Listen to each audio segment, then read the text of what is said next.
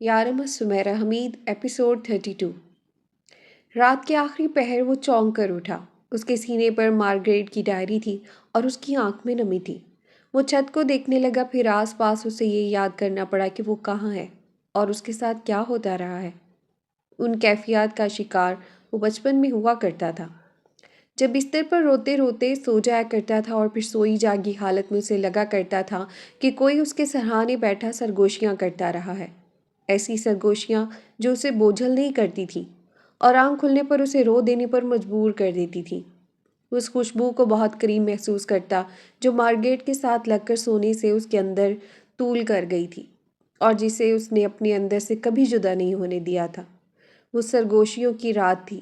وہ مارگریٹ کی خوشبو کو بہت وضاحت سے محسوس کر رہا تھا۔ وہ اٹھ کر بیٹھ گیا اور اسے لگا وہ بس ہاتھ بڑھا کر اپنی ماں کو ڈھونڈ لے گا۔ اس نے کمرے میں اندھیرا ہی رہنے دیا اور خود وہ بچہ بن گیا جو اپنی ماں کے ساتھ سویا کرتا تھا۔ اس نے بہت دھیمی آواز میں مارگریٹ کو پکارا، ماما، اور پھر وہ اپنی آنکھیں مسلنے لگا۔ ڈائری کو ہاتھ سے چھوا اور لیٹ کر پھر سے اسے اپنے سینے پر رکھ لیا۔ صبح آنکھ کو کھلتے ہی اس نے وہ سب یاد کرنا چاہا جو رات بھر اس کے ساتھ ہوتا رہا تھا۔ کافی دیر تک بستر میں پڑا وہ ذہن پر زور ڈالتا رہا۔ کہیں سرگوشیاں تھیں، کہیں امرہا اور ویرا، اور کہیں وہ خود۔ بھاگ پڑنے، ہانپ جانے اور رو دینے کی کیفیات غالب رہیں۔ اس نے محسوس کیا وہ ذہنی طور پر کچھ زیادہ ہی الجھا ہوا ہے۔ اسے خود کو معمول پر لانے کی کوشش کرنی چاہیے۔ اسے خود کو وقت دینا چاہیے اور خود کو تھکا دینے کے بجائے پرسکون رہنے کے طریقوں پر غور کرنا چاہیے۔ اور اپنا بستر اور کمرہ صاف کرنے میں اسے معمول سے زیادہ وقت لگا، پھر اس نے خود کو ذرا زیادہ اچھی طرح سے تیار ہونے دیا تاکہ وہ حشاش بشاش نظر آئے۔ اس نے عیسائی کی گفٹ کی چیک شرٹ پہنی، کورل کا گفٹ کیا کوٹ اور بالوں کو ہیئر جیل لگا کر سیٹ کیا۔ کورل اس کے کمرے میں آیا، یہ لو اپنا ناشتہ۔ لیپ ٹاپ کو بند کرتے اس نے کورل کی لائی ٹرے کو دیکھا، 3 عدد موٹے تازے سینڈوچز اور کافی کا مگ۔ مجھے نہیں کرنا ناشتہ، اس نے ہنسی دبا کر کہا۔ برننگ مین ایونٹ میں آگ کے مختلف کرتبوں میں عالیہ نے کورل کو ہرا دیا تھا۔ اب کورل کو اسے لنچ کروانا تھا اور لنچ سے پہلے اس کا پیٹ اچھی طرح سے بھر دینا چاہتا تھا، جبکہ اپنی بار وہ 3 وقت بھوکا رہا کرتا تھا۔ سب دیکھنے اور سننے والوں کو میشی رائٹس کی جانب سے السلام علیکم۔ جہاں رہے خوش رہیں، آباد رہیں اور مجھے بھی اپنی دعاؤں میں یاد رکھیں۔ دوستوں، ناول میں مزید آگے بڑھنے سے پہلے آپ سب سے گزارش ہے، نئے آنے والے چینل کو لائک، سبسکرائب اور شیئر کر دیجیے۔ بیل آئیکن کے بٹن کو دبانا مت بھولیں تاکہ ہر نئی اپڈیٹ آپ تک پہنچتی رہے۔ تم فوج پہ لے آؤ تو آج میں ناشتہ نہیں کروں گا، عالیہ نے اسے اور جلانا چاہا۔ فوج کا سربراہ آ گیا ہے، کافی ہے۔ اس نے بڑھ کر دروازہ لاک کیا۔ شرافت سے نکالو ورنہ مجھے تمہارا منہ کھول کر انہیں اندر ڈالنا پڑے گا، اور یہ کوٹ اتار دو، اس پر کافی کے داغ لگ سکتے ہیں۔ اسے اپنے دیے کوٹ کی اس سے زیادہ فکر تھی کیونکہ زیادہ اس کوٹ کو وہی پہنتا تھا۔ عالیہ نے اپنا موبائل نکالا اور 2 منٹ بعد لاک کھلنے کی آواز آئی۔ شاویز اور سعید دروازے میں کھڑے تھے۔ عالیہ نے پہلے سے ہی چابی شاویز کو دے دی تھی۔ اب اس نے موبائل پر بیل دی تھی۔ دونوں نے کورل کی لائی ٹرے پر ہلہ بول دیا اور عالیہ دروازے کے باہر کھڑا ہو گیا۔ میں نے رات کا کھانا بھی نہیں کھایا، اپنی جیب بھر کر نکلنا آج، لنچ میں تمہیں بھی کھا جاؤں گا، کہہ کر وہ بھاگ گیا۔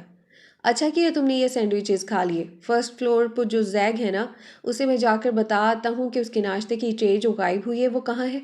کورل دانت نکال کر فرسٹ فلور کی طرف بھاگا۔ یونیورسٹی سے عالیہ ہاٹ راک آ گیا۔ کورل نے لنچ ٹال دیا۔ وہ جانتا تھا کورل 1-2 دن ایسے ہی ٹالے گا، پھر بھی وہ ایک بھاری بل کی ادائیگی سے نہیں بچ پائے گا۔ ہاٹ راک میں داخل ہوتے ہی اسے سامنے مینیجر کھڑا نظر آیا جو ایک غیر معمولی بات تھی۔ اس کے تاثرات کافی حیرانگی میں غلطاں تھے اور اس کی آنکھوں میں ایسا اچنبھا تھا جیسے وہ پہلی بار عالیہ کو دیکھ رہا ہو۔ تم ٹھیک ہو؟ عالیہ نے شرارت سے اس کی ٹھوڑی کو چھوا۔ ہاں، اس نے بھی مسکرانے کی کوشش کی۔ آج کیفے خالی کیوں ہے؟ کوئی مسئلہ ہے؟ پرائیویٹ بکنگ، کہتے اس نے تیکھی نظروں سے تن کر کھڑے چاقو چوبند نظر آتے 2 گارڈز نما آدمیوں کو دیکھا۔ اوہ، اس نے سیٹی بجائی۔ پورا کیفے؟ ہاں، اور سٹاف؟ تم اس طرف چلے جاؤ، مینیجر نے اندر ایک ہال کی طرف اشارہ کیا۔ Staff meeting? مینیجر نے اس کا سوال سنا لیکن وہ جواب دیے بغیر اپنے آفس کی طرف چلا گیا۔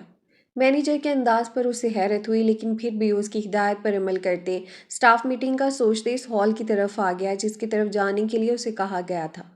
ہال میں چوکور میزوں میں سے ایک کے گرد ایک شخص 3 پیس سوٹ میں ملبوس اجلت کا انداز لیے اپنی گھڑی کو دیکھ رہا تھا۔ اور دوسرے ہاتھ میں اپنی ٹھوڑی کو مسل رہا تھا۔ اس کا سر اس انداز میں اور ایسی بے نیازی لیے ہوئے تھا جیسے اس کی سلطنت کی رعایا سامنے زمین پر بیٹھی ہو اور وہ اپنے من چاہے احکامات نافذ کرنے جا رہا ہو۔ اس کا پہلا تاثر مطلق العنان تھا اور اگلا تاثر پہلے کی گواہی۔ سامنے میز پر پش میں کافی کپ اوندا پڑا تھا۔ ہال کے دروازے کے رخ وہ ترچھا بیٹھا تھا۔ آہٹ پر احکام صادق کرنے والے اس شخص نے سر اٹھایا اور آلیان پر اس کی طرف آنے والی روشنی روک لیتے وجود کی حقیقت کھل گئی۔ سیاہ تل نے ساری روشنیاں کسی سیاہی چوز کی طرح جذب کر لی تھی۔ چناکے سے ہال کی چھت سے جھولنے گول کمکمے ٹوٹے۔ گزر چکے وقت نے سبھی دبی دبی سسکیاں اور آہیں اپنی قبروں سے اگل دیں۔ کچے گوشت کے جلنے کی بو اس کے نتنوں میں گھسی اور دنیا بھر کی مخلوق کی ماداؤں کا درد ذا اس کے وجود سے لپٹ گیا، ہال میں پھیل گیا۔ آہیں اٹھیں۔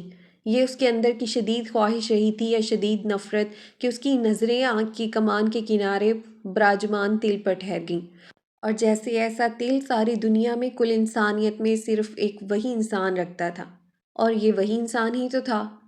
کھڑے کھڑے وہ اپنی ہی پرچھائی بن گیا اور اس پہ اپنے گپت ہونے کا ادراک ہوا۔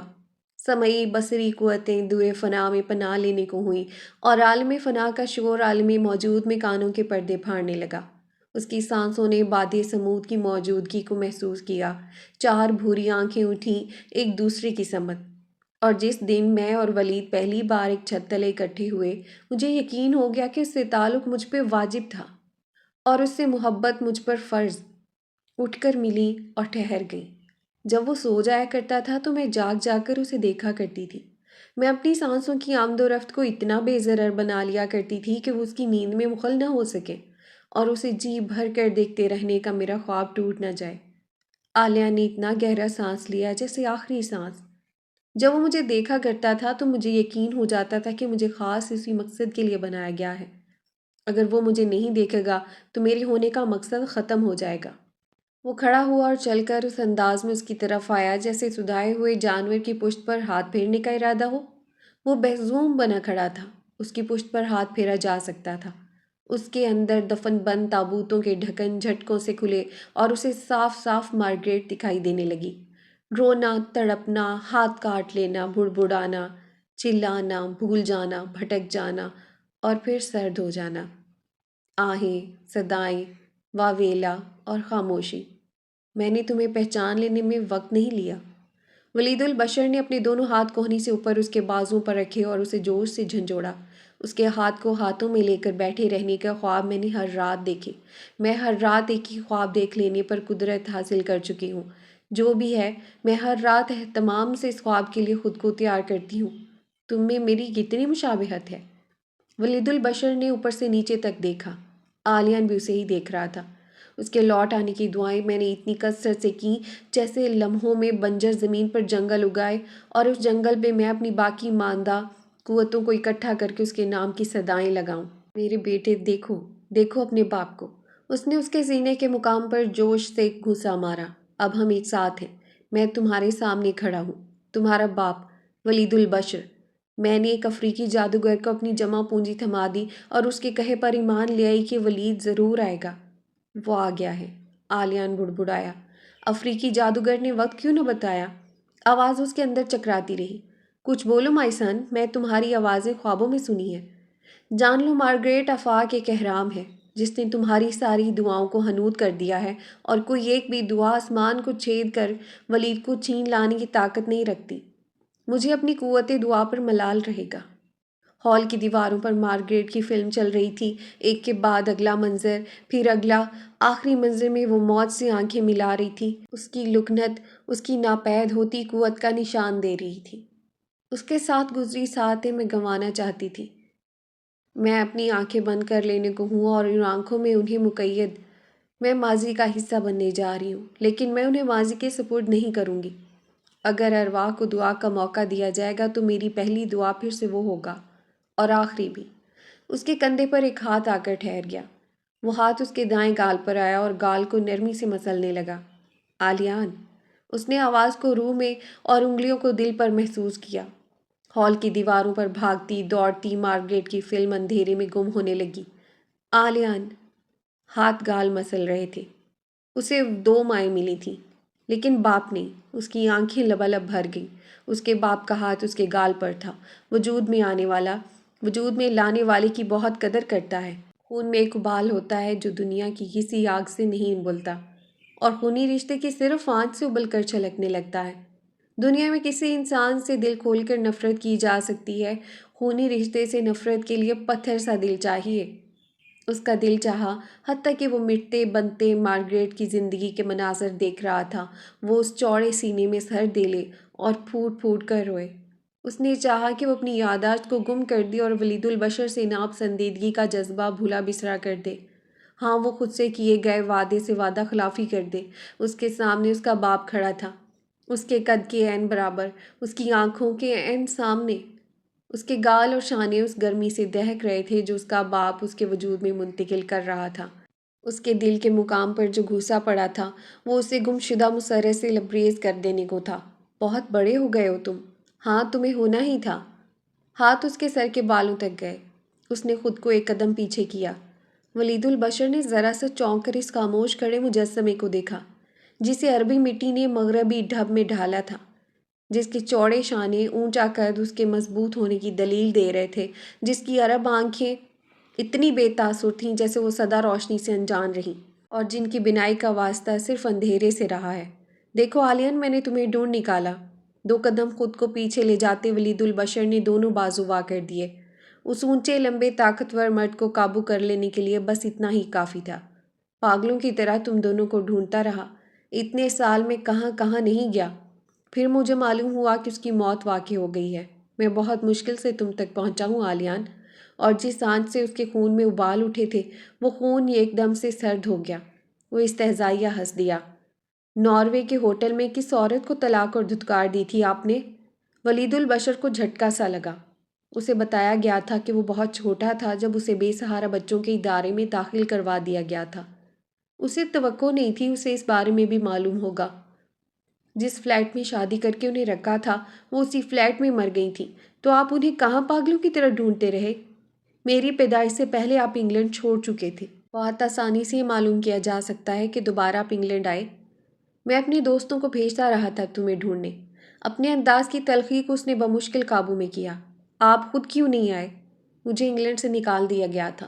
میرے کاغذات میں گڑبڑ تھی، مارگریٹ نے مجھ سے رابطہ ختم کر دیا تھا۔ آپ کی نیت میں گڑبڑ تھی، مجھے یقین ہے اس کا۔ انگلینڈ سے نکلتے ہی آپ نے ناروے میں شادی کر لی تھی فوراً۔ وہ میری مجبوری تھی۔ میں کیا تھا؟ ضرورت، مجبوری، خواہش، وقت گزاری۔ میں صرف اس لیے غلط نہیں ہو سکتا کہ تم سے الگ رہا، تم غصے میں ہو۔ آپ جھوٹ بول رہے ہیں، ایک ساتھ اتنے جھوٹ بول دیا آپ نے۔ خود کو پرسکون کرو، تھوڑے نارمل ہو جاؤ۔ ٹھیک ہے، اگلی بار پھر اتنے ہی سالوں بعد آئیے گا، شاید میں نارمل ہو چکا ہوں۔ وہ پلٹ کر جانے لگا۔ کیا چاہتے ہو تم؟ آپ کیا چاہتے ہیں؟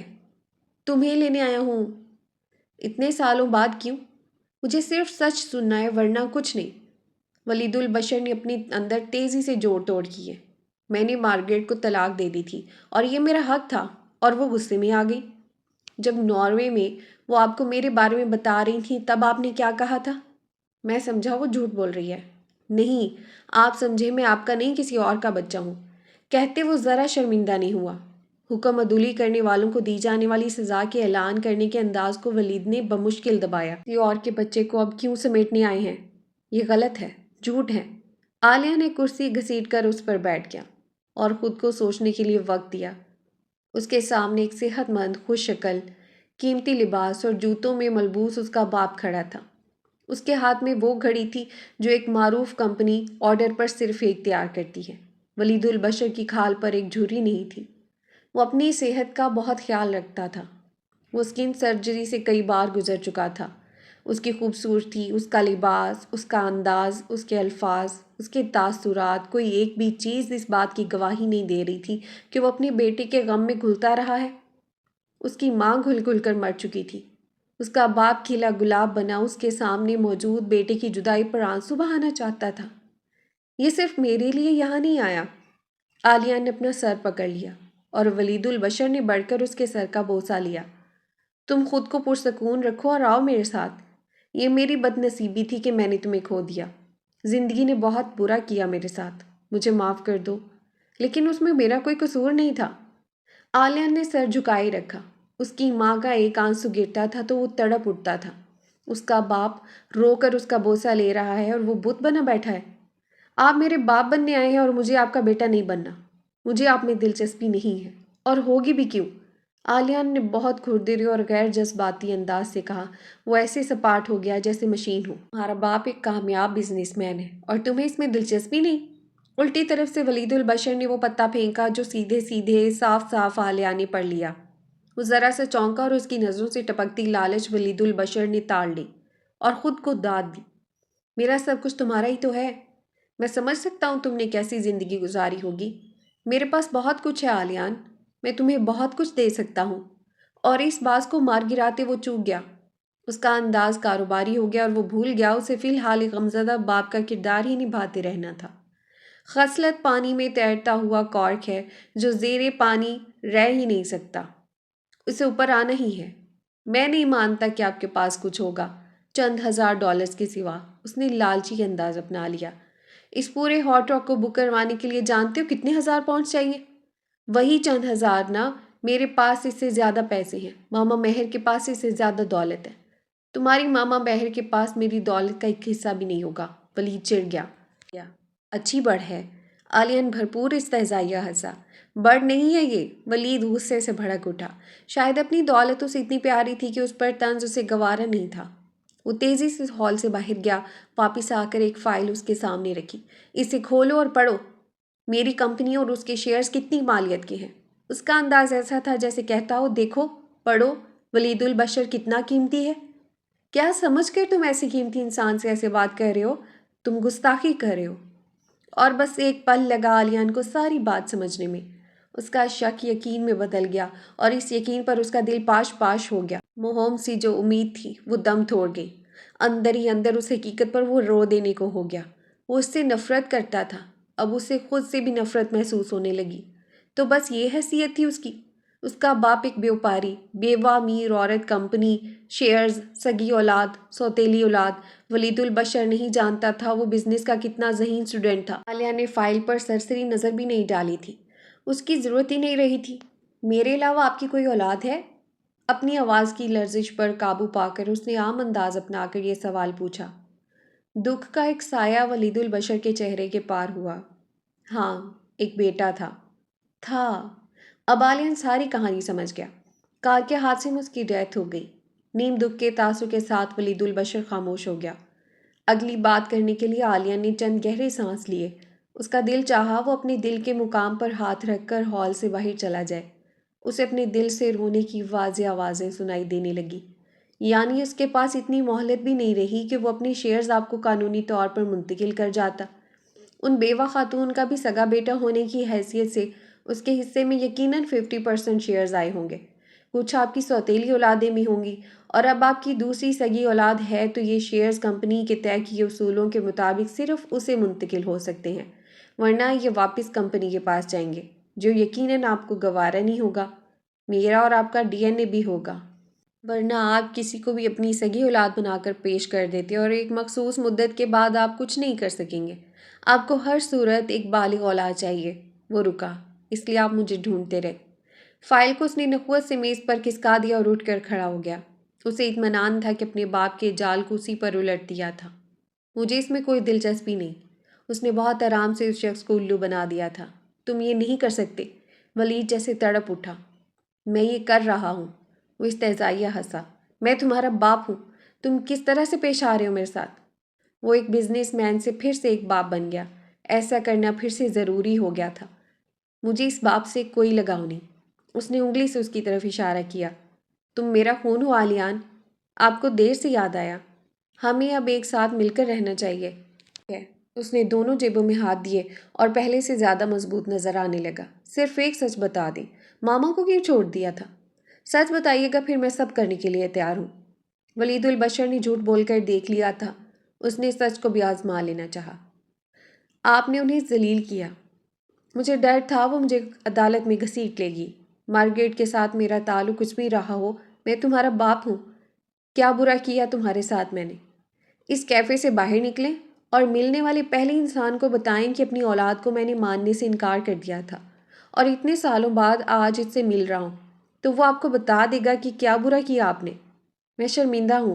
عالیہ نے افسوس سے اتنے رنگ بدلتے اس انسان کی طرف دیکھا جس کے ایک رنگ محبت کے جال میں اس کی ماں آ گئی تھی۔ تم بہت تلخ ہو رہے ہو، میری توقع سے زیادہ۔ میرے ساتھ چلو، سب ٹھیک ہو جائے گا۔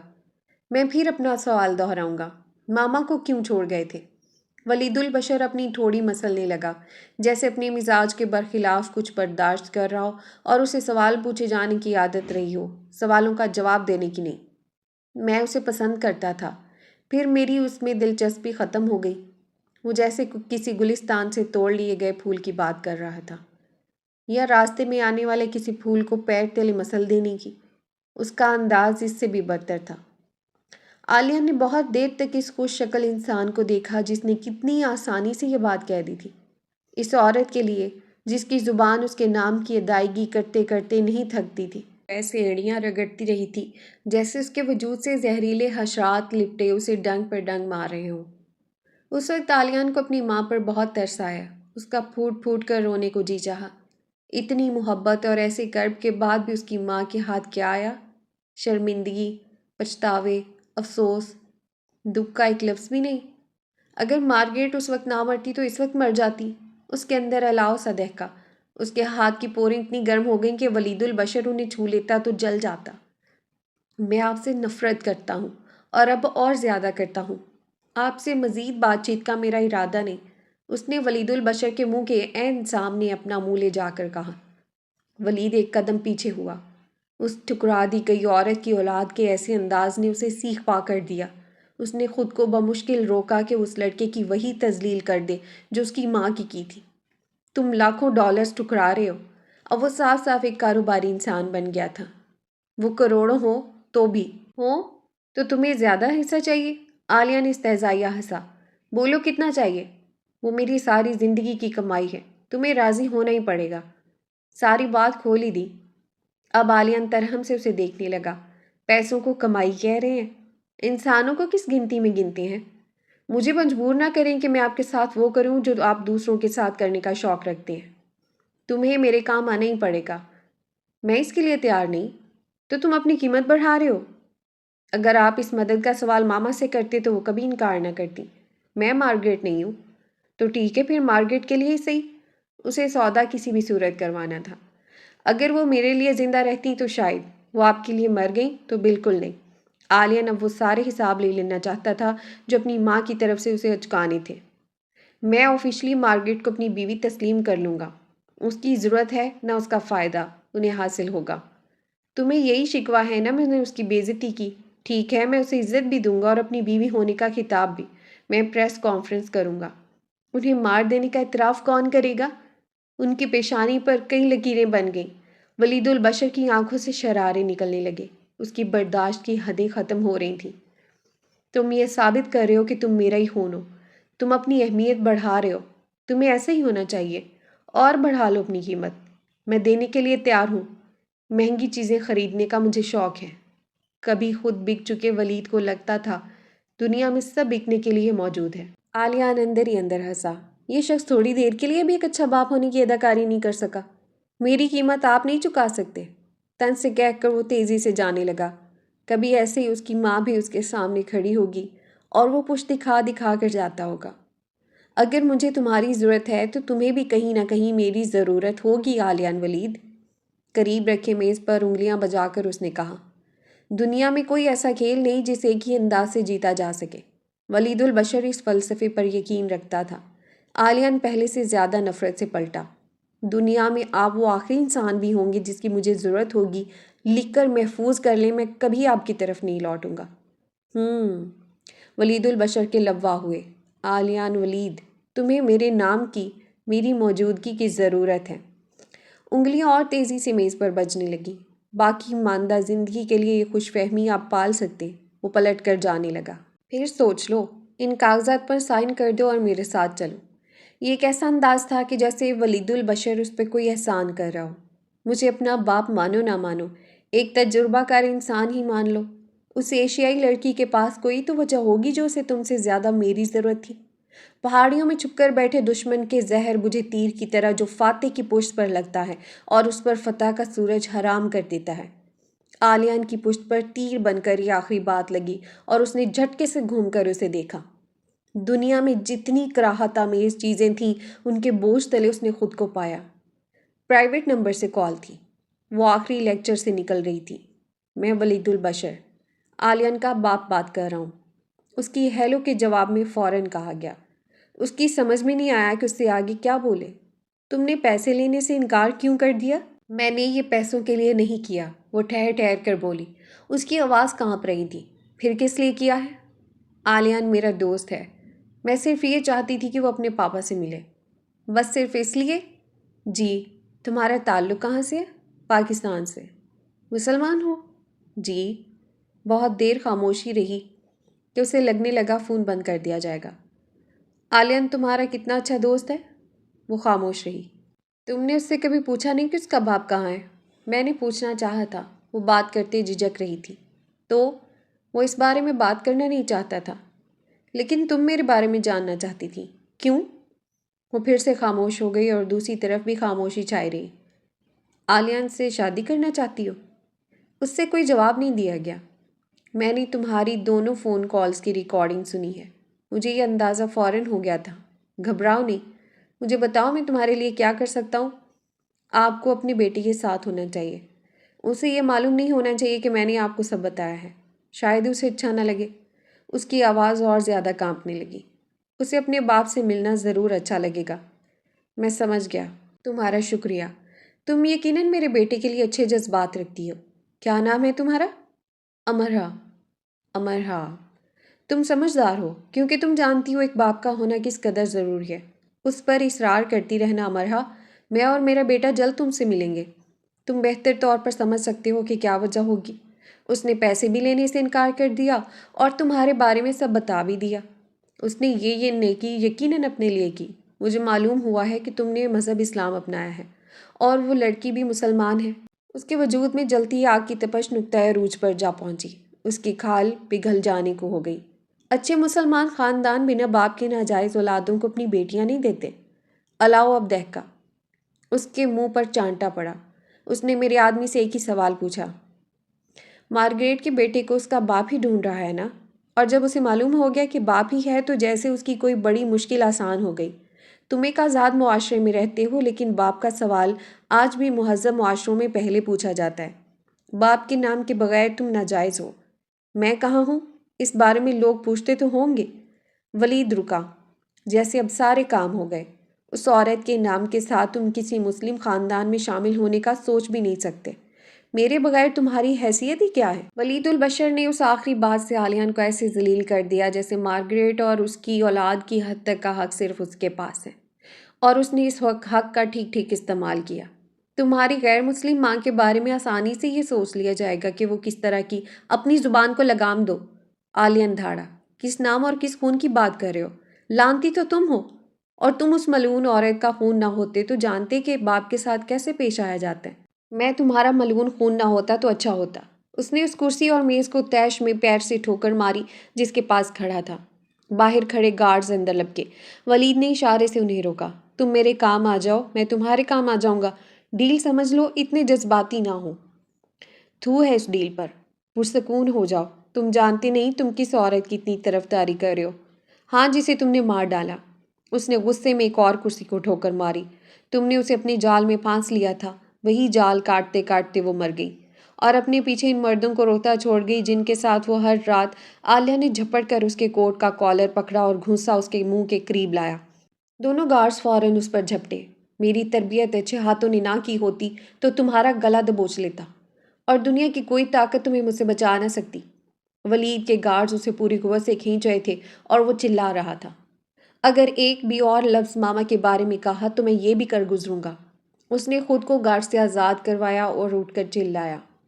تم وہ غلاظت ہو جس میں میری ماں اپنی بد نصیبی سے جا گری۔